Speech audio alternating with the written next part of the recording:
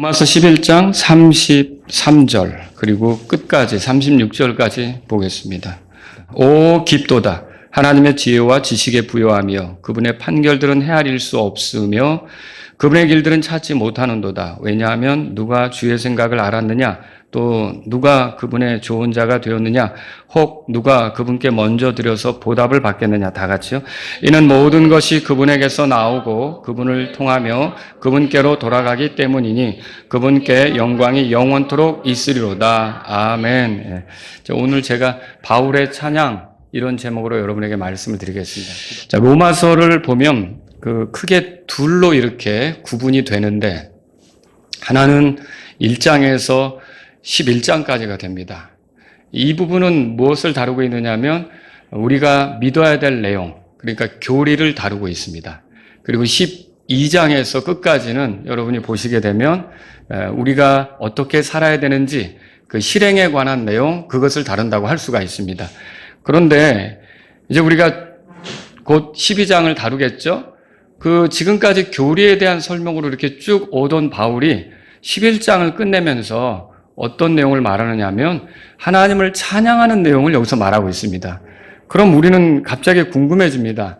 왜 여기서 바울이 이렇게 찬양하는 말을 하는 것인가? 이것에 대해서는 여러 가지 의견이 있는데 크게 두 가지만 여러분에게 이제 소개를 한다면 두 가지 다 적절한 그런 어떤 이해, 그렇게 생각할 수가 있기 때문에 그렇습니다. 하나는 뭐냐면 우리가 지난주에 살펴보았지만 바로 전에 바울이 하나님의 긍휼에 대해서 말했습니다. 그죠? 자, 바로 앞에서 하나님의 일하심에 관해서 설명했는데 하나님께서는 이방인들에게 구원의 기회를 주시면서 유대인들을 자극하는 거예요.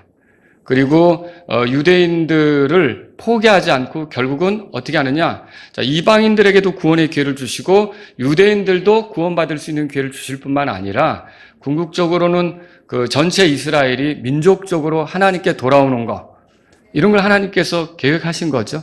자, 이렇게 보면은 믿지 않았던 유대인들이나 믿지 않았던 이방인들에 대해서 하나님께서 골고루 기회를 주시면서 그들을 그 불신 가운데에서 건져 이렇게 이끌려고 하시는 그런 긍휼을 보여주고 있다는 거죠.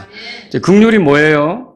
여기 보면 여러분 30절부터 이는 너희가 지나간 때는 하나님을 믿지 않았으나 이제는 그들이 불신을 통해서 뭐라고 돼 있어요? 긍휼을 얻었기 때문이라고 그랬고 31절에도 이와 같이 이 사람들도 지금 믿지 아니하는 것은 너희가 얻은 뭐라고 돼 있어요? 긍휼을 통하여 그들 역시 긍휼을 얻게 하려 함이라. 그리고 이는 하나님께서 그들 모두를 불신 가운데 두신 것은 그분께서 모든 사람에게 뭐라고 돼 있어요? 긍휼을 베풀려 하시는 것 때문이라고 이렇게 말하고 있죠. 긍휼은 죽어 마땅한 사람에게 호의를 베푸는 거예요. 그걸 받을 만한 자격이 없는 사람에게 호의를 베푸는 것, 이렇게 유대인이든 이방인이든 이렇게 하나님께서 호의를 베푸셔서 그들을 불신 가운데서 긍휼을 베푸셔 건지신다고 한다는 건 찬양받으실 일이라는 거죠. 여러분 그렇지 않습니까? 죽어 마땅한 자들에게 손을 내미시고 건져주시고 그들에게 기회를 주신다. 이거는 찬양받을 만한 일이라는 거죠. 또 하나는 어떻게 생각해 볼 수 있냐면 이게 지금 우리가 최근에 본 것뿐만 아니라 로마서 1장에서부터 우리가 지금 달려왔잖아요, 여기까지. 그런데 로마서 1장 16절에 가보세요. 여기서부터 하나님의 구원 방법에 대해서 소개하는 거거든요.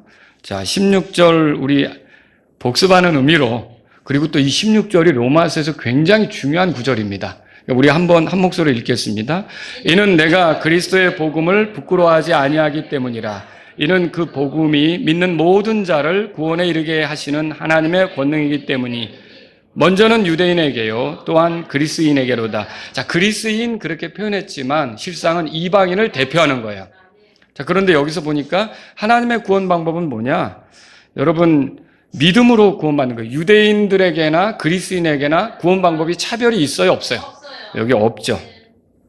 복음을 믿으면 그 복음이 그걸 믿는 모든 자를 구원에 이르게 하는 하나님의 권능이 된다, 그렇게 말하고 있어요. 그래서 그들이 누구이든 간에 유대인이든지 이방이든지 이 복음을 듣고 믿으면 그 사람들은 어떻게 된다는 거예요? 구원을 받는다. 이게 하나님께서 정하신 구원 방법이라고 하는 거죠. 이게 하나님께서 사람을 구원하실 때 유대인들하고 또 이방인들하고 차별을 두십니까? 아닙니다. 그렇지 않죠? 자, 로마서 3장으로 가보죠. 거기도 보면 유대인이나 이방인이나 다 죄 아래 있어요. 그건 마찬가지예요. 자, 9절 보세요. 다 같이 읽습니다. 그러면 어떠하냐? 우리가 그들보다 나으냐? 결코 아니라. 이는 유대인들이나 이방인들이나 모두 죄 아래 있다고 우리가 이미 입증하였기 때문이라. 자, 유대인들은 율법이 있고 성전이 있고 예언자들이 있고 제사제도가 있으니까 더 거룩하고, 이방인들은 형편없는 죄인들이고 그거예요? 아니죠. 오히려 율법을 가졌지만 그걸 제대로 지키지 못했고 더 죄 가운데 있다는 게 드러난 거죠. 이방인들은 어때요? 하나님을 등지고 살았으니까 원래 이 죄 아래 있는 것은 분명한 사실이죠. 그러니까 유대인이나 이방인이나 죄 아래 있다는 것은 누가 더 심각한 죄 아래 있느냐, 누가 덜 죄 아래 있느냐, 그거 말할 수 있습니까? 다 똑같이 다 죄 아래 있다, 그렇게 말할 수밖에 없는 거죠. 그리고 이들을 구원하는데 3장 22절 보세요. 자, 22절 다 같이 읽습니다. 곧 예수 그리스도의 믿음에 의해 모든 자에게 미치고 또 믿는 모든 자들 위에 임하는 하나님의 의인이, 이는 거기에 차별이 없기 때문이라. 예수 그리스도의 믿음에 의해 그랬어요. 여기 이제 그러니까 예수 그리스도께 속한 믿음이죠. 그리스도가 어떤 분이시고 그리스도가 하신 일이 뭐고 이것이 나와 어떤 상관이 있고, 그래서 결국은 그리스도를 믿게 되는 그런 믿음에 의해서 이 믿는 사람에게 미치는 의가 있어요. 이걸 우리가 하나님의 의라고 그러죠. 22절에 그렇게 써 있죠. 21절에는 하나님의 의가 율법 안에 있어요, 율법 밖에 있어요? 그러면 율법 밖에 있다는 말은 뭐예요? 율법을 지켜서 하나님의 의를 얻을 수 있을까요? 그건 불가능하다는 거죠. 율법 밖에 있는 하나님의 의가 드러났다. 21절에 그렇게 돼 있죠. 그럼 이 하나님의 의는 어떻게 얻는 건데? 예수 그리스도를 믿음으로 얻는다는 거죠. 그러면 그렇게 믿어서 의를 얻는데 유대인이 믿었다, 이방인이 믿었다, 그러면 본래 유대인은 하나님의 백성이니까 더 많이 의롭게 되고, 이방인은 좀 이류 백성 같았으니까 덜 의롭게 되고, 그겁니까? 아니죠. 거기 차별이 있어요, 없어요? 유대인이 예수님의 복음을 믿고 의롭게 되는 거, 그것과 똑같이 이방인들도 동일하게 예수님의 복음을 믿고 의롭게 되는 거는 같은 거예요. 차별이 있어요, 없어요? 이게 하나님의 구원 방법이라는 거죠. 하나님께서 이렇게 유대인들과 이방인들을 다루는 데 있어서 차별을 두시지 않고 다 같이 긍휼을 베푸는 거예요. 이게 얼마나 놀라운 일입니까? 또 여러분 그 밑에 보세요. 28절, 3장 28절이에요. 그러므로 우리가 결론을 내리노니 사람은 뭐라고 돼 있어요? 그렇게 지금도 율법을 지켜서 의롭게 되려고 하는 게 성경하고 맞아요? 바울의 가르침하고 맞아요? 아니라는 거죠. 율법의 행위들과 상관없다, 그렇게 아예 못을 박아버렸어요. 그러니까 내가 율법을 지키는 것으로 구원 얻습니까? 율법을 지키는 것으로 구원이 유지됩니까? 율법을 지켜야만 내가 구원을 잃어버리지 않는 겁니까? 그것과 상관없어요. 그것과 상관없어요. 여러분은 믿음으로 의롭게 되도록 하나님께서 구원 방법을 그렇게 정하신 걸 믿으셔야 돼요. 사람이 구원받는 방법은 믿음으로 되는 거예요. 믿음으로 되는 거예요. 이거 행위로 되는 게 아니에요. 그래서 이거는 모든 시대에 걸쳐 모든 사람을 하나님께서 믿음으로 구원되게 하는데, 그러면 믿음은 들음에서 오고 들음은 하나님 말씀에서 온다 그랬잖아요. 그러니까 하나님의 말씀을 믿는 믿음으로 사람들이 구원받는다, 이렇게 정리하셔야 되는 거죠. 그리고 29절 보세요. 다 같이 읽습니다. 그분은 오직 유대인들만의 하나님이시냐? 그분은 또한 이방인들의 하나님이 아니시냐? 참으로 이방인들의 하나님도 되시느니라. 자, 이거 놀라운 표현입니다. 이 말씀에 하나님은 유대인들의 하나님이죠. 근데 유대인들만의 하나님인가요? 아니죠. 이방인들의 하나님도 되죠. 자, 이게 뭘 얘기하는 겁니까? 유대인이든 이방인이든 상관없이, 이거 율법 행위와 상관없이 복음을 믿으면 하나님께서 그들의 하나님이 되시는 거예요. 그러니까 이방인들의 하나님도 돼주시는 거예요. 이방이라도 복음을 믿고 예수님을 구주로 받아들이고 이 복음의 말씀을 자신을 위한 것이라고 받아들이면 하나님께서 그들의 하나님이 되어주신다, 이거죠. 이게 얼마나 놀라워요. 여러분, 우리가 생각할 때 뭔가 우리는 이류 같고 유대인들보다 좀 차별을 당하는 것 같고 그런 생각을 할지 모르지만 복음 안에서는 그게 없어요. 그러니까 이런 걸 생각할 때 여러분, 유대인과 이방인을 구원하시는 하나님, 동일한 방법으로 믿음으로 구원하시는 하나님을 생각할 때는 하나님을 찬양할 수밖에 없다는 거죠. 그래서 바울이 이렇게 로마서 1장부터 구원 방법을 쭉 소개하고 나서 이제 우리가 어떻게 살아야 되는지를 들어가기 전에, 그걸 가르치기 전에 이렇게 쭉 하나님의 구원 방법을 이렇게 되새겨 보니까 이 진짜 하나님 찬송 받으실 분이고 영광 받으셔야 될 분이라는 생각에 이 찬양을 드리는 거죠. 자, 그래서 오늘 로마서 11장으로 돌아가 보겠습니다. 저와 여러분들이 이 찬양의 내용을 살펴보려고 합니다. 그러면서 우리가 이 찬양을 이해할 때 어떻게 살아야 되는지를 결론적으로 정리하는 게 오늘 제 설교 내용이 되겠는데, 크게 두 가지를 말씀드리려고 하는 거예요. 33절에 보세요. 어떤 찬양을 하느냐? 하나님의 지혜와 지식이 부요함이 깊다. 이걸 찬양하는 거예요. 33절 다 같이 읽어보죠. 오 깊도다 하나님의 지혜와 지식의 부요하며 그분의 판결들은 헤아릴 수 없으며 그분의 길들은 찾지 못하는도다. 자, 하나님의 지혜와 지식의 부요함이 깊다. 그렇게 찬양하는 거죠. 여기 깊도다라는 말은요, 하나님의 지혜와 지식의 부요함에 적용이 되는 건데 이게 굉장히 깊다는 거예요. 여러분이 그 깊다라는 말을 우리가 어디서 많이 사용하는가 한번 생각해 보면 바다. 이제 바다를 표현할 때 깊다 그렇게 표현하죠. 지금이야 비행기를 타고 다른 곳으로 이동할 수가 있지만 예전에는 이 성경이 써질 때만 해도 비행기가 있어요, 없어요? 없잖아요.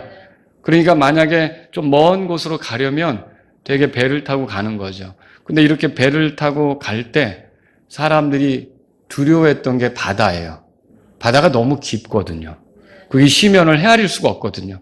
그 안이 얼마나 광대한지 이것을 다 헤아릴 수가 없기 때문에 이것에 대한 두려움, 이런 것들이 거기에 있었던 거죠. 그런데 바로 그런 식으로 하나님의 지혜와 지식이 너무 광대하다. 그 말로서 다 이렇게 어떻게 설명하기 어려울 정도로, 여러분 바닷물을 어디다 담아둘 수가 있겠어요? 그런 거 없잖아요. 그만큼 광대하다는 거죠. 하나님의 지혜, 하나님의 지식의 부요함이 깊다는 것은 하나님의 지혜, 하나님의 지식이 광대하다, 그렇게 지금 말하는 것과 같다는 거죠. 시편 기록자는 이렇게 말했어요. 시편 92편 5절에 오 주여, 주의 행하신 일들이 어찌 그리 크신지요, 주의 생각들은 매우 깊으시니이다. 그 시편 기록자는 주의 생각들이 깊다고 그렇게 표현했는데 사도 바울은 주의 지혜와 주의 지식이, 하나님의 지혜와 하나님의 지식이 부요한데 그게 엄청나게 깊다, 이렇게 표현한 거죠. 자, 세상 사람들이 왜 하나님께 다가오지 않을까요? 이게 얼마나 이 부요함이 깊은지 안다면 거기에 대해서 반응을 할 수가 있겠죠. 근데 그걸 지금 알지 못하고 엉뚱한 데서 시간을 허비하는 거예요. 하나님과 거리를 두고 살아가는 거죠. 자, 이거는 하나님의 지혜의 어떠하심을 알면 알수록 가까이 가게끔 돼 있는 거예요. 여러분, 그 바다가 이 깊은 게 위험하다는 걸 알면 그냥 가볍게 배를 항해하겠어요? 단단히 준비하겠죠. 거기에 어울리게 하려고 하겠죠. 그런 것처럼 하나님의 지혜, 하나님의 지식의 부요함이 깊다는 걸 알면 어떨까요? 사람들이 거기에 맞게 행동하기 시작하는 거죠. 근데 왜 그런 행동이 안 나오는 거예요? 그걸 몰라요. 그리고 그리스도인들도 마찬가지예요. 그리스도인들도 이걸 알기는 알아요. 근데 실질적으로 이거가 얼마나 이 하나님의 지혜와 지식이 부요한 이것이 깊은지 이걸 알면 알수록 어떻게 되느냐면 그리스도인다운 삶이 나오게끔 돼 있어요. 근데 이거를 가볍게 생각하고 정말 바다를 얘기는 하지만 얕은 물가에, 찰싹거리는 얕은 물가에 노는 것 같은 신앙생활을 하게 되면 그리스도인다운 생활을 하지는 못하게 될 수 있다는 거죠. 여러분, 하나님의 지혜, 하나님의 그 지식의 부요함은 아주 깊다는 것을 여러분이 알 필요가 있습니다. 여기서 말하는 지혜는 뭡니까, 그러면? 지혜는 어떤 상황을 처리할 수 있는 능력이에요. 사람이 아무리 지식을 많이 가져도 지혜가 부족하다, 그러면 지식은 소용이 없을 수도 있어요. 뭐 예를 들어서 그런 표현이 어울릴지 모르겠지만 이 사람은 영어를 너무 많이 공부해가지고 말하자면 단어가 뭔지 문법이 어떻게 되는지 다 알았지만 막상 사람을 만났을 때, 외국인을 만났을 때 그냥 도망가 버리는 사람이 있을 수도 있는 거죠. 이게 왜 그래? 이게 내 삶에서 그걸 어떻게 적용해야 되는지 훈련이 안 된 거죠. 그렇지 않습니까? 그래서 지식이 많다 할지라도 그걸 내 삶에서 어떻게, 신앙생활 할 때도 그래요. 여러분이 알아진 교리들 있잖아요. 깨달아진 하나님의 어떠하심 있잖아요. 이걸 얼마나 삶 속에 적용하느냐가 이걸 어느 때, 어느 문제가 될 때, 어느 시험에 빠질 때 이걸 적용하느냐가 지혜가 되는 거예요. 그 지혜가 부족하면 기도하라 그랬잖아요. 근데 나는 알기는 많이 알아요. 그래서 이게 우리가 이 독립침략의 전반적으로 보면 문제가 될 수 있는 게 뭐냐면 이게 많이 알긴 아는데 어느 교회 갔다 되면 몇 개월 못 버티고 가는 거예요. 교회를 제대로 이렇게 교회에 대해서 안다고는 하지만 교회를 어떻게 섬겨야 되는지를 이게 적용하는 게 지혜잖아요. 이게 안 되니까 어떻게 되는 거예요? 알기는 아는데 사람들하고 마찰이 생기거나 충돌이 생기면 어떻게 풀어가는 방식이 다 성경에 나오잖아요. 그때 내가 어떻게 처신해야 되는지 다 나오잖아요. 그런데 이런 것들을 적용하지 못하면 어떻게 되는 거예요? 그걸 지혜롭게 하지 못하면 여기저기 이제 유람을 다니는 거죠. 유람 생활하는 거죠. 기독교 유람 생활. 순례자라고 했더니 그렇게 적용하면 안 되죠. 그렇지 않습니까? 우리가 이게 주님 만날 때까지 순례자 생활하는 거는 우리 삶의 현장에서 믿음을 지켜가는데 교회 유람하면서 순례자 생활하면 안 되는 거예요. 근데 왜 이럴까? 성경으로는 다 알아요. 아는데 문제는 그걸 안 거를 실제 성도들과의 어울림 속에서 이게 시험거리고 또 어떤 마귀가 틈타는 거고 어떤 그 위기 상황이고 이러면 그때 내가 알았던 말씀, 알았던 하나님, 알았던 그분에 대해서 이렇게 내 삶의 믿음으로 적용해야 되거든요. 근데 그게 안 되면 결국은 지혜롭게 사는 것은 아니다. 그렇게 말할 수가 있는 거죠. 자, 그래서 여러분이 이게 하나님의 지혜를 알 필요가 있는 거죠. 근데 하나님의 지혜는 그 부요하심이 아주 깊습니다. 특히 고린도전서 1장 23절 24절 들어보세요. 그러나 우리는 십자가에 못 박히신 그리스도를 선포하니 이는 유대인들에게는 걸림돌이요 그리스인들에게는 어리석은 것이로되 부르심을 받은 이들 곧 유대인들과 그리스인들 모두에게 그리스도께서는 하나님의 권능이시며 하나님의 지혜이시니라. 뭐가 하나님의 지혜라고 그랬어요? 그리스도가 하나님의 지혜라고 그랬죠. 여러분이 그리스도를 깊이 묵상하고 그리스도가 어떻게 사셨는지, 그리스도가 어떤 일을 하셨는지, 그리스도가 어떤 분이신지를 여러분이 알고 이해하고 그분을 통해서 그분이 내 안에 사신다고 나는 그리스도와 함께 죽었잖아요. 그죠? 그리고 그분이 사는 방식으로 여러분이 살아가면 놀라운 지혜로운 사람으로서의 삶을 드러낼 수가 있게 되는 거죠. 여러분, 죄 많은 인간을 구원하기 위해 그들 스스로의 노력이나 정성을 배제하고 오직 하나님께서 이 자신의 아들 예수 그리스도의 죽음과 묻힌 부활을 통해 구원하시는 게 하나님의 지혜예요. 여러분 그렇게 믿으십니까? 사람들이 이게 이해가 안 되는 거예요. 이게 얼마나 완벽한 구원인지 예수 그리스도를 통해서 우리를 구원하신 거에 대해서 누가 트집 잡을 수 있어요? 마귀가 조롱할 수 있어요? 심지어 내가 부족한 걸 드러낸다고 해도 그 구원 아니에요. 그거 구원 될 수 없어요. 이렇게 할 수 있어요? 내가 혹시 율법을 잘 지키지 못한 어떤 행동이 나왔다고 해도 누가 그거 구원 될 수 없어요. 이렇게 할 수 있어요? 없죠. 왜 그렇죠? 율법이 요구하는 것들을 예수님이 다 지켰고요. 율법이 정죄로 죄인에게 쏟을 걸 예수님이 다 당했고요. 근데 그게 뭐예요? 예수님이 죄가 있어서 율법의 정죄를 받으신 거예요? 내가 율법을 어겼죠? 내가 당해야 될 정죄를 예수님이 대신 다 당하신 거예요. 근데 그게 나를 위한 거라고 믿으면 아무도 나를 정죄할 수가 없는 거예요.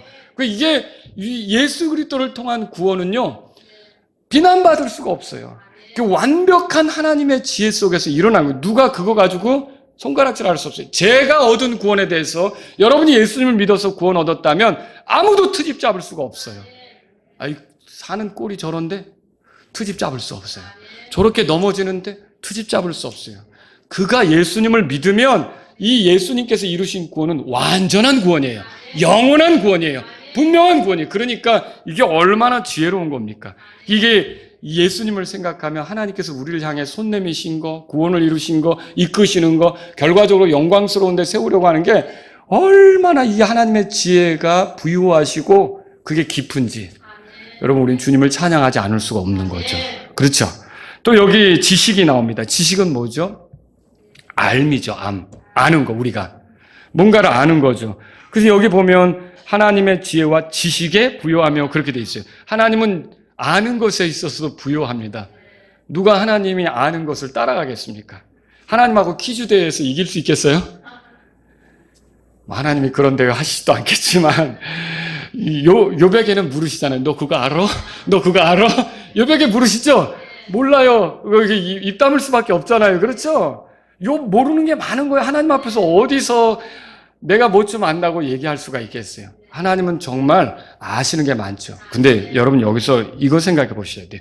지금 구원의 방법에 대해서 얘기를 우리가 쭉 하고 있잖아요. 근데 하나님이 구원하는 거에 있어서 우리는요, 제가 보니까 목회를 하면서도 그렇고 제가 예전에 직장 다닐 때도 그렇고 뭔가 열심히 무슨 프로젝트를 하는데 변수라는 게 생기더라고요. 여러분 안 그렇던가요? 변수가 생겨요, 변수. 그런 변수가 생기면 당황해서 내가 하려던 일을 어땠죠? 수정해야 될 수도 있어요. 다른 걸 끌어들여야 될 수도 있어요. 그렇지 않습니까? 근데 하나님께 변수가 통할까요? 안 통할까요? 왜 안 통해요? 저는 모르는 가운데 갑자기 예기치 못하게 일어난 게 변수가 돼서 나를 힘들게 할 수 있지만 하나님은 이미 모든 걸 다 아세요. 그러니까 이 하나님의 알매 그 부유하심이라는 건 얼마나 기쁜지 이미 우리 구원에 대해서 일을 하실 때 이 변수나 이런 것들은 다 누가 어디서 비난할지, 누가 어디서 뭐 손가락질할지, 누가 어디서 무슨 트집을 잡을지 다 알고서 십자가에서 완벽하게 끝내신 거예요. 마귀가 어떻게 트집 잡을지 주님 아실까요, 모를까요? 아니 다 구원을 십자가에서 이뤘는데 저 사람이 죄 졌는데 그래도 구원이라고요? 마귀가 트집 잡을 수 있겠죠. 그거 알까요? 이미 아시고 다 완벽하게 우리의 구원을 이루셨으니 얼마나 그분의 지식이 부유하고 깊은 겁니까? 그래서 여러분과 저는요, 이런 하나님을 알 때 찬양하지 않을 수가 없는 거예요. 아, 하나님, 나 구원하는 문제를 어설프게 하신 게 아니군요. 막 이렇게 뜸들이면서 고민하고 막 이런 게 아니라 모든 걸 아시는 가운데 철두철미하게 완벽하게 구원하셔서 누구도 트집 잡을 수 없게 하셨군요. 그것도 유대인이든 이방인이든 상관없이 믿으면 구원해 주시는데 그가 믿는다면 완벽한 그런 구원을 주시는 하나님 정말 긍휼이 많으시고 주님을 찬양합니다. 여러분 이렇게 할 수밖에 없다는 거죠. 그래서 우리는요 여기 하나님의 지혜와 지식의 부요함이 깊도다 이렇게 찬양한 걸 볼 수 있어요. 두 번째 거는 뭐냐면요. 그 밑에 나오죠. 여기 하나님의 판결들은 헤아릴 수가 없고 그분의 길들은 찾지 못한다 이거죠. 자, 이 표현은 앞의 표현에 다른 표현이라고 할 수도 있어요. 같은 내용이지만 또 말을 바꿔서 더 풍요롭게 표현하는 거예요. 본래 판결은 뭐예요? 판단하는 행위예요. 자, 이거냐를 가리는 거고요. 같으냐 다르냐 이런 것들을 분간해내는 거고요. 이게 진리냐 거짓이냐 이거를 솎아내는 거고요. 이런 걸 우리가 판결이라고 그러잖아요. 그런데 오늘 본문에서의 판결은 뭐냐면 제가 노아합사 사전을 찾아보니까 용례들이 여러 가지가 나오는데 거기 로마서 11장 33절 같은 경우는 이렇게 소개되고 있더라고요. 민족들에 관한 하나님의 법령과 목적. 그러면 이게 무슨 말이냐면 각 민족들을 다루시는 하나님의 어떤 섭리. 아시겠죠? 하나님의 결정. 예를 들어서 하나님께서 이방인들보다 구약시대는 유대인들을 쓰셨잖아요. 이런 거, 그리고 민족들을 다루시는 하나님의 주권, 섭리, 결정 이런 것들을 얘기한다고 할 수가 있는 거죠. 그런데 여러분 그런 판결을 가지고 하나님께서 자신이 지혜롭게 원하시는 대로 모든 일들을 펼쳐가시는 거예요. 근데 그분이 하시는 일은 결국은 트집 잡을 수가 없는 그런 완벽한 일들이 되는 거죠. 여기 보면 그분의 길들은 찾지 못한다고 돼 있어요. 찾지 못한다는 말은요, 추적이 불가하다 그런 뜻이에요.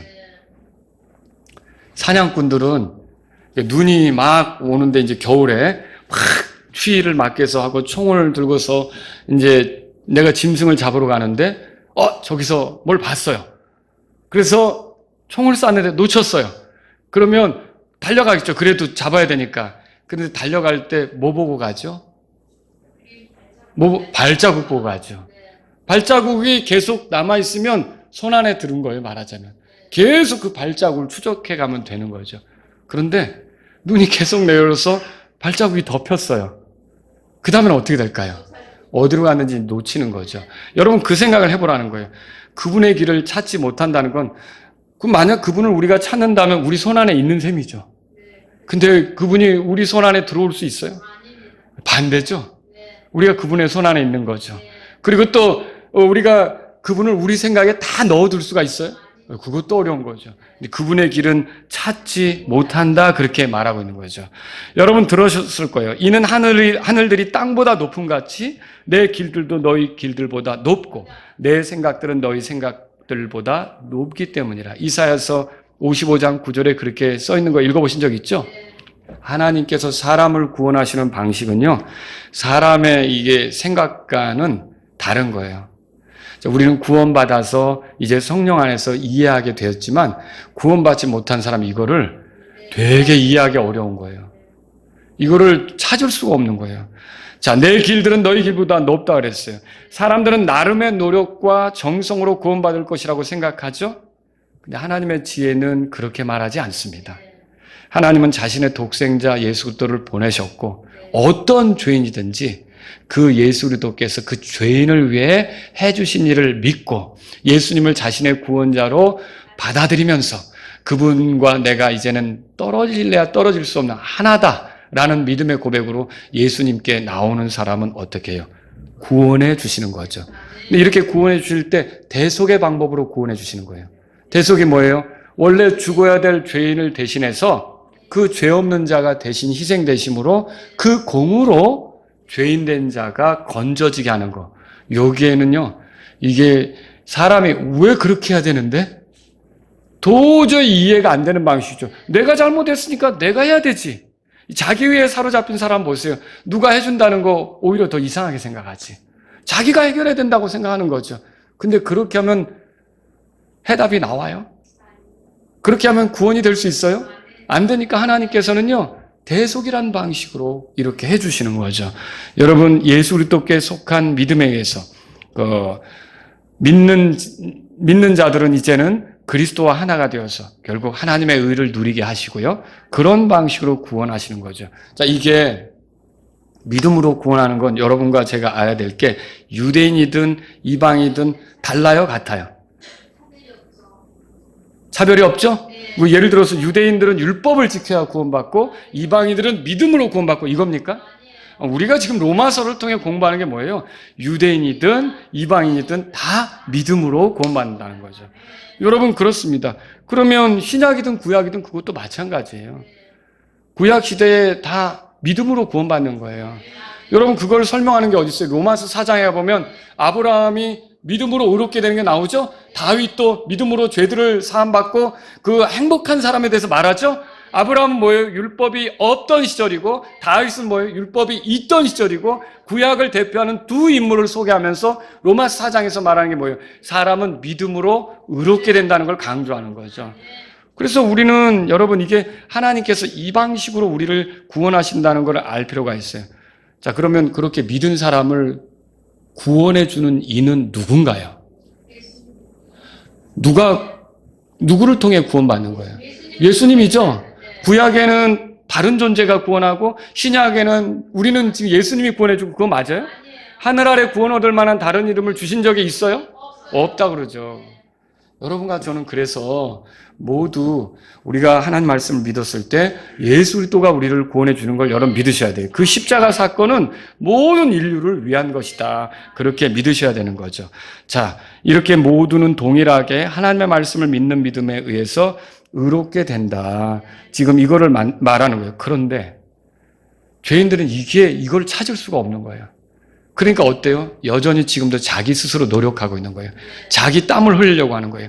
자기 정성을 다하려고 하는 거예요. 이게 왜 그래요? 그 길을 찾지 못하는 거죠. 자, 이게 복음이 전해지고 들려지고 해서 그 사람에게 변화가 나타날 수가 있게 되겠죠. 어떤 죄인이 단지 하나님께서 보내신 예수 그리스도를 믿었다는 이유로 죄인인데도 하나님은 의롭다고 선언하시거든요. 이게 이해가 안 될 수도 있어요. 그리고 구원받은 사람이 죄를 지을 수도 있잖아요. 죄를 지으면 안 되죠. 그런데도 그 사람이 하나님 앞에 막 자백하고 그렇게 하면서 누가 물어보면 나는 그래도 하늘나라 갈 수 있게 되어서 하나님 감사합니다. 이렇게 얘기할 수 있거든요. 그게 이해가 안 될 수도 있어요. 그렇지 않습니까? 그 길을 찾을 수 있는 거예요? 찾지 못하는 거죠. 그렇지만 하나님께서 그들이 이해할 수 없다 할지라도 하나님께서는 가장 공정한 방식으로 저와 여러분의 구원을 성취하는 걸 믿으시기 바랍니다. 그래서 이렇게 끝까지 우리가 안전하게 가도록 또 이끌어 주시는 거예요. 믿은 사람을 끝까지 안전하게 가게 한다. 이게 로마서에서 나오잖아요. 누가 우리를 하나님의 사랑에서 떼어놓을 수 있어요? 떼어놓을 수 있어요? 아무도 떼어놓을 수 없다면 로마서 8장에 가보세요. 그거 한번 읽어보고 우리 넘어가죠. 로마서 8장. 보세요. 31절부터 보겠어요. 그런즉 이 일들에 대하여 우리가 무슨 말을 하리요? 만약 하나님께서 우리를 위하시면, 여러분 하나님께서 우리의 하나님이 되셨죠? 유대인이든 이방이든 그들의 하나님이 된다 그랬잖아요. 믿으면. 그러면 우리 하나님이 되시고 우리를 위하시죠? 하나님께서 우리를 위하시면 누가 우리를 대적하려고 그랬어요? 우리를 대적하고 고소할 수 있는 건 없는 거죠. 30절 자신의 아들을 아끼지 아니하시고 우리 모두를 위해 그분을 내어주신 분께서 어찌 그 아들과 함께 모든 것을 우리에게 값없이 주지 아니하시겠느냐. 33절 다 같이 읽습니다. 누가 무슨 일로 하나님께서 택하신 자를 고소하려. 의롭다 하시는 이는 하나님이시니라. 자, 이게 왜 의롭다 하시는 이는 하나님이시니라 이 말을 하냐면, 이 죄인들을 심판하실 재판관 하나님께서 그 사람에 대해서는 그 사람이 죽어 마땅하지만 하나님의 긍휼로 표현된 예수 그리스도를 그가 믿었다면, 그 예수 그리스도가 그 죄인을 위해 희생된 걸 믿었다면, 그게 그 희생이 자기를 위한 거라고 믿었다면, 그래서 자기를 위한 죄값이 예수 그리스도 안에서 치러진 걸 믿었다면 그 사람에서는 하나님이 의롭다고 선언하신다는 거죠. 그걸 누가 뒤집을 수 있겠어요? 그 선언을 누가 철회할 수 있겠어요? 그 선언을 못마땅하다고 여기면서 재심 청구를 누가 할 수 있겠어요? 항소를 누가 할 수 있겠냐고요? 의롭다 하신 이는 하나님이시니. 그럼 끝난 거예요. 하나님이 나를, 예수님을 믿는 나를 의롭다고 하셨다면 끝난 거예요. 여기에 뭐 다른 거 붙일 필요가 없어요. 그래서 34절에 누가 정죄하리요? 정죄할 수 있다는 거예요? 없다는 거예요? 아무도 없다는 거죠. 죽으신 분은 그리스도시요 참으로 다시 일어나신 분도 그리스도시니 그분께서는 바로 하나님의 오른편에 계시며 또한 우리를 위해, 하나님의 오른편에 계신다는 건 살아계신 거죠. 죽으실 뿐만 아니라 살아계셔서 우리를 위해 중보하신다는 거예요. 우리를 위해 변호하시는 거죠. 그러니까 우리가 부족하고 넘어질지라도 하늘에서 우리를 위해 변호하고 계시기 때문에 이 변호자로 인해서 우리는 정죄당할 필요가 없는 거예요. 영원히 우리 구원이 안전한 걸 믿으시겠어요? 35절에 보세요. 누가 우리를 그리스도의 사랑에서 떼어놓으려 환난이나 공경이나 핍박이나 기근이나 벌거벗음이나 위험이나 칼이라. 이것은 기록된 바 우리가 주를 위하여 종일토록 죽임을 당하며 도살할 양같이 여겨졌나이다 함과 같으니. 우리가 이런 비참한 상황 속에 있어도 그리스도의 사랑에서 우리를 떼어놓을 수 있는 건 있다 없다? 없다는 거죠. 자, 그래서 우리가 우리를 사랑하신 그분을 통해 정복자들보다 더 나은 거예요. 여러분 38절 39절 다 같이 읽습니다. 이는 내가 확신하기 때문이니 곧 사망이나 생명이나 천사들이나 정사들이나 권능들이나 현재 있는 것들이나 장래 있는 것들이나 높음이나 기쁨이나 다른 어떤 피조물이라도 능히 우리를 그리스도 예수 우리 주 안에 있는 하나님의 사랑에서 떼어놓을 수 없어요. 하나님의 사랑은 어떻게 나타났는데요? 요한일서에 보면 자신의 아들을 희생시킴으로써 우리를 건지는 거 아닙니까? 그게 하나님의 사랑인데 그 사랑에서 우리를 떼어놓을 수 있는 게 있어요, 없어요? 없다면 저와 여러분의 구원은 영원히 안전한 거죠. 그러니 찬양하지 않을 수가 없는 거죠. 하나님을 찬양할 수밖에 없는 거예요. 자, 오늘 본문으로 돌아가 보세요. 그래서 여기 왜냐하면 하고 34절에 말하죠. 36절까지 같이 읽어보죠. 왜냐하면 누가 주의 생각을 알았느냐, 또 누가 그분의 주원자가 되었느냐, 혹은 누가 그분께 먼저 드려 보답을 받겠느냐.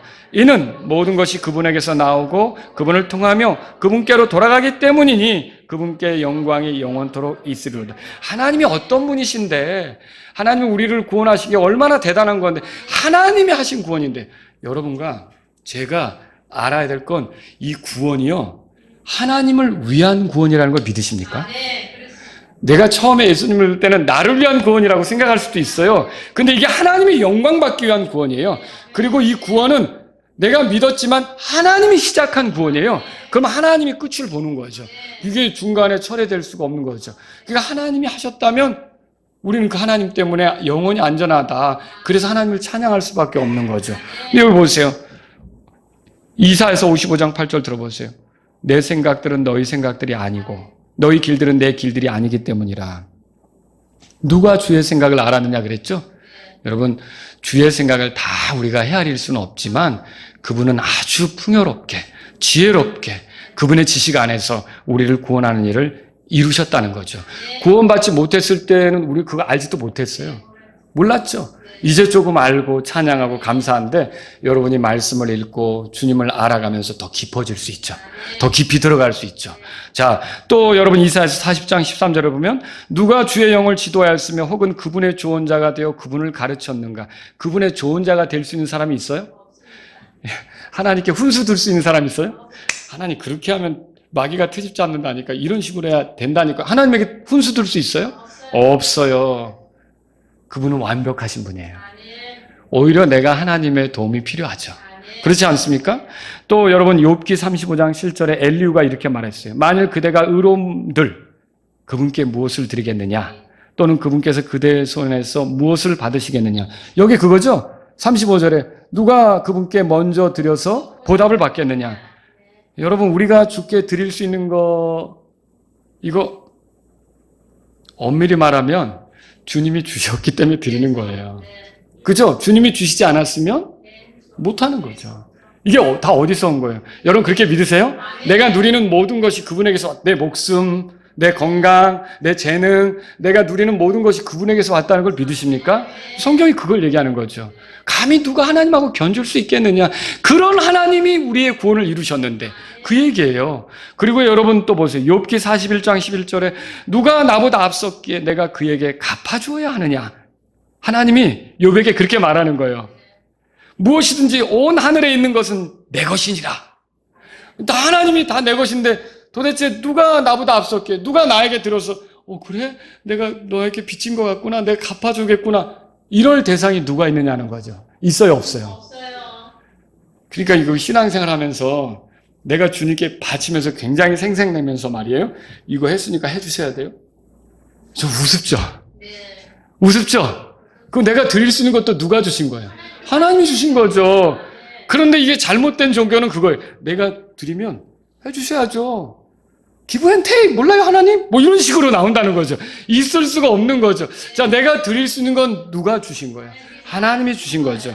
여러분 그래서 모든 것이 주의 것이고요. 모든 것이 그분에게서 나오고요. 모든 것이 그분을 통하여 그분께 돌아갑니다. 그분께 돌아간다는 말은 뭐예요? 그분이 만물의 근원이시고요. 모든 것이 그분이 주권자고 그분의 영광을 위해 있다는 말이에요. 그분께 돌아간다. 그분에게 향한다. 그분을 영광스럽게 하기 위해 존재한다는 것이 36절 끝에서 한 말이라는 거죠.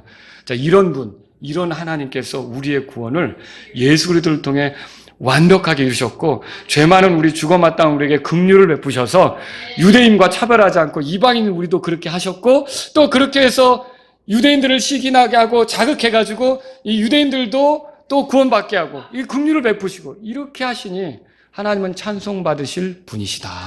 그 얘기를 하는 거죠. 하나님의 구원 계획 속에 사람을 다루시는 방식은 유대인들을 다루는 방식이나 이방인들을 다루는 방식이 같아요? 달라요? 다 같죠? 이게 헤아릴 수 없을 정도로 굉장히 풍요로운 거예요. 그리고요, 그것처럼 여러분과 제가 알아야 될 게 우리 주변의 죄인들을 다루시는 방식도 있는 거예요. 또한 구원받은 누군가를 다루시는 방식도 있는 거고요. 여러분, 하나님의 지혜와 지식의 부요함이 깊다는 거 아시죠? 주님의 판결들을 헤아릴 수 없다 오늘 말씀이 말하죠. 그렇다면 오늘 우리의 삶은 어때야 됩니까? 세 가지로 말씀드리고 끝낼게요. 첫째, 우리는 겸손해야 합니다. 왜냐하면 그분의 생각을 다 헤아릴 수 없기 때문입니다. 그분의 판결들, 다시 말해 그분의 결정과 섭리 이런 걸 다 이해할 수 없기 때문입니다. 어느 때 좀 이해될 때도 있겠죠. 그럼 완전히 우리가 그걸 다 알지 못할 때가 너무 많다는 거죠. 어떤 건요? 시간이 지나서 이해될 때가 있고요. 그렇지 않습니까? 당장은 몰랐지만. 그래서 저와 여러분들은요, 주의 생각을 알지 못하면서 내 생각이 기준이라는 듯 함부로 나서서는 안 된다는 거죠. 어떤 사람은 세상이 왜 이렇게 악하냐고 많은 불평을 할 수가 있어요. 그 악한 세상을 하나님께서 모르실까요? 알고 계시죠. 하나님은 다 아시면서 그분의 섭리 가운데 때를 따라 뭔가를 하고 계신 거예요. 자신이 영광 받으시도록 자신의 주권과 섭리로 일하고 계신 거예요. 우리가 그런 하나님의 길을 다 추적할 수 없다면, 다 쫓아가서 헤아릴 수 없다면 우리는 겸손하게 주님에 대한 신뢰, 그분이 어떤 분이신 걸 알면서 그분에게 맞추는 게 필요하다는 거죠. 두 번째로 여러분에게 드리고 싶은 말씀은 우리가 이런 하나님 앞에 감사해야 합니다. 왜 그렇습니까? 우리가 누리는 모든 것이 그분에게서 왔기 때문에 그렇습니다. 목숨, 건강, 재능, 삶의 기회, 우리 주변의 소중한 사람들은 그런 사람들과의 관계조차도 다 주님이 기회를 주셨기 때문에 누리게 되는 거죠. 이 교회도 주님이 주셨다고 믿어요. 제가 여러분을 만나게 된 것도 주님이 이끄셔서 이렇게 됐다고 믿어요. 주님이 다 주신 거죠. 여러분, 오늘 입을 것과 먹을 것, 이 모든 것들도 그분이 주셔서 누리는 거죠. 구원의 은혜, 영원한 생명, 모든 것도 그분이 주셔서 누리는 거죠. 우리가 이렇게 우리 수중에 있는 것, 우리가 얻게 된 이 모든 것들이 그분에게서 왔다면 우리가 할 일은 하나님께 감사하면서 찬양하는 거예요. 하나님과 거래하는 건 금물이에요. 내가 이렇게 할 테니까 하나님 나 이렇게, 내가 이거 드릴 테니까 하나님 나 이렇게. 여러분 그렇게 하시면 안 돼요. 그냥 기회를 주셔서 하나님이 주신 걸로 드릴 수 있어서 감사합니다. 여러분 감사하실 수 있기를 바랍니다. 세 번째로 드리고 싶은 말씀은요, 하나님께 영광을 돌리고자 해야 돼요. 왜 그래요? 여기 보면 모든 것이 그분에게서 나오고 그분을 통하며 그분께로 돌아간다 그랬어요. 그리고 그분께 영광이 영원토록 있으리라 그렇게 말했는데요. 여러분 이게 우리 존재 목적이에요.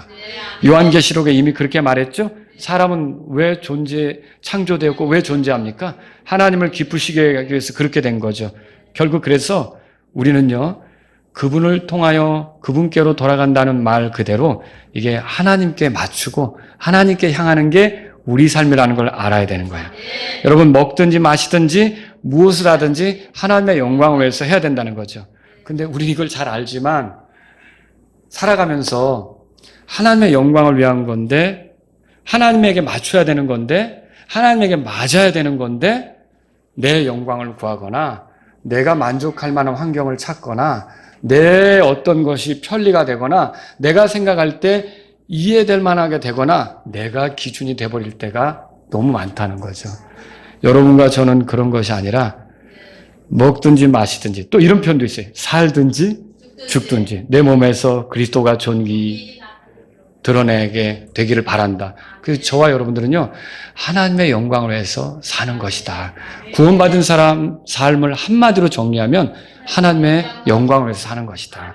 그래서 저와 여러분들은요, 내가 바라는 대로의 세상이 아니라 하나님께 영광이 되는 세상이 되어야 된다는 걸 기억하시 바랍니다. 그러므로 그분을 영화롭게 할 목적으로 살면서 그분을 찬양하는 것이 필요하겠습니다. 다 같이 일어서시겠습니다.